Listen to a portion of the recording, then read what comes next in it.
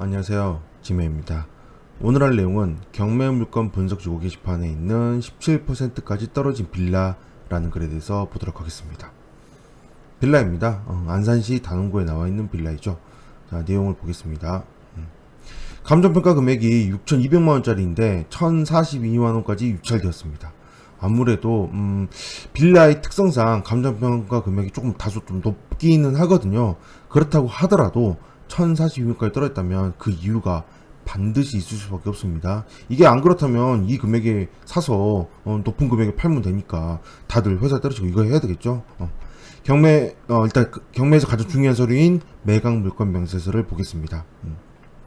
매각 물건 명세서에 전입자 권씨가 있고 홍씨가 있고요. 그 다음에 전입된 날짜가 2017년, 2009년도이고, 그 다음 말소 기준 권리가 최종적 설정 일자인 2017년 9월 5일 강제 경매 개시 결정 듣기가 말소 기준입니다. 이 세입자 2명은 둘 다 말소 기준 권리보다 빠르죠. 그러므로 대항력이 있으므로 진정한 세입자라면 낙찰자가 보증금을 인수를 해야 됩니다. 자, 점유 부분에 대해서 보면 둘 다 103호라고 되어 있습니다. 같은 103호 안에서 이렇게 103호로 써있다면 일부가 아니고 전부란 뜻이거든요. 전부란 뜻인데 이 전부인 공간에 하나의 공간에 한 명의 세입자 권씨 또 한 명의 세입자 홍씨라는 걸 계약을 할 수 있을까요? 당연히 안 되겠죠. 이거는 불가능한 얘기입니다. 하나의 공간에는 세입자 한 명밖에 살 수가 없게 됩니다. 그러므로 이 두 사람 중에 누가 진짜이고 누가 가짜인지 파악을 해봐야 됩니다. 현황조사서를 보면 좀 비슷한 내용들이 나올 수 있는데요. 일단 여기에 나와 있는 내용들은 현황조사서의 내용을 바탕으로 매각 물건 명세서에 비고란으로 등록된 내용입니다.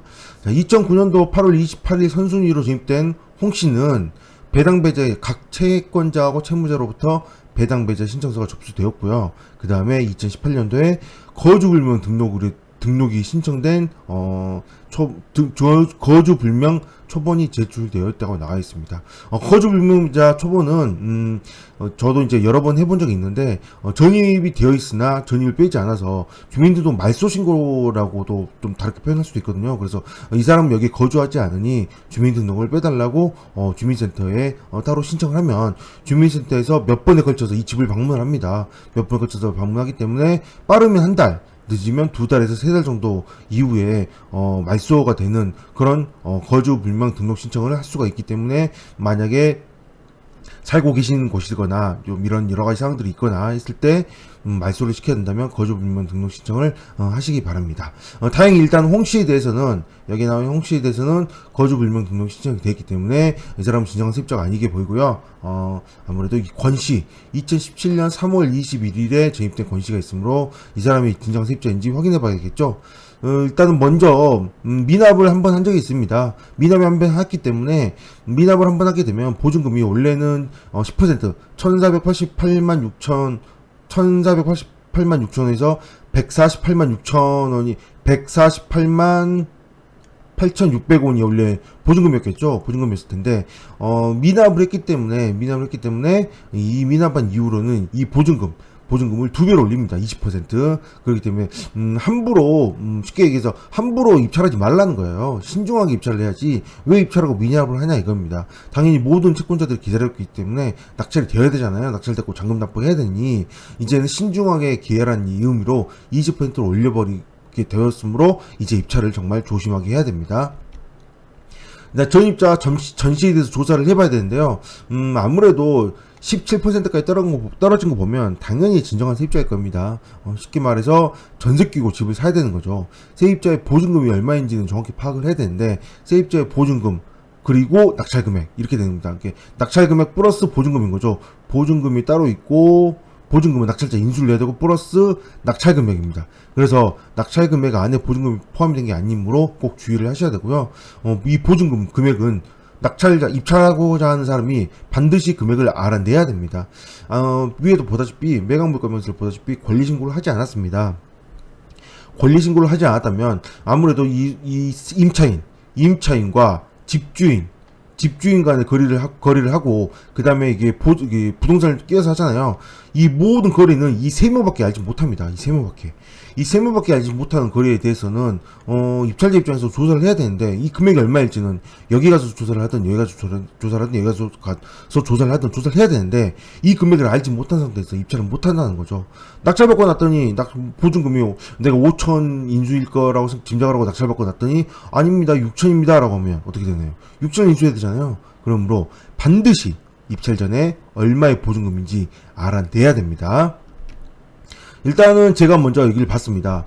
주소가 나와 있고, 그 다음에 건물 면적이 28.89이고요. 그 다음에 이 전입신고 일자가 2017년 3월 21일이므로 아무래도 이 계약은, 전세 계약이긴 하지만 계약은 3월달이나 또는 그 앞에 2월달이나 1월달 이 중에 하나가 되지 않았을까. 확률이 굉장히 높겠죠. 아무래도 전세 계약을 하고 나서 한 달이나 두 달 있다가 들어가니까요. 그래서 국토교통부 자료를 뒤져보니 2017년 1분기는 1월, 2월, 3월 얘기하는 거죠. 1분기에 다행히 신고된 내용이 있습니다. 이렇게 1층이고요. 같은 층수이고 4,500만 원에서 보증금 신고 내역이 있네요. 그래서 이 세입자는 보증금이 4,500만 원일 거로 보여집니다. 물론 뭐 운에 따라서 이 건물의 다른 1층이 같은 시기에 4,500으로 계약이 됐을 가능성도 아주 희박한 확률이 있긴 하겠죠. 그렇지만 뭐 그것까지 이렇게 계산을 한다면 경매를 못하지 않을까 싶습니다. 어쨌든 그런 확률도 있기 때문에 불안하신 분들은 이런 물건들은 입찰하시면 안 되고요. 그 다음에 이거를 이 정도면 맞다라고 보이시는 분들은 4,500만 원 인수항이라고 보고 그리고 입찰을 해야 되지 않을까 싶습니다.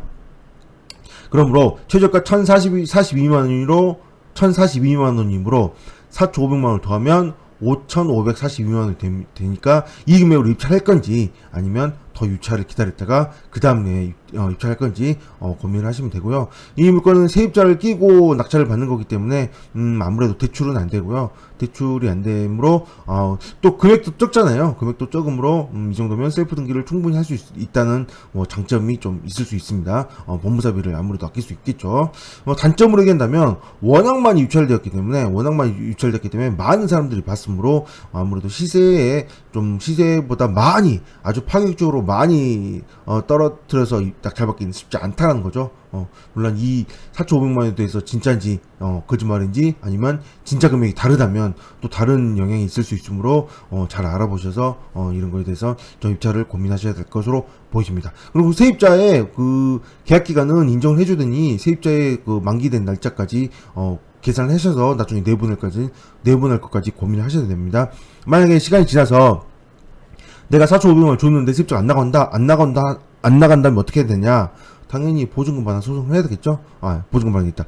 명도소송을 해야 됩니다. 명도소송. 4,500만 원 줄 테니 얼른 나가라라는 명도소송이라는 절차를 거쳐서, 그 다음에, 그래도 나가지 않는다면 강제집행이라는 절차를 거쳐서 내보내야 되겠죠? 이 시간은 상당히 좀 걸립니다.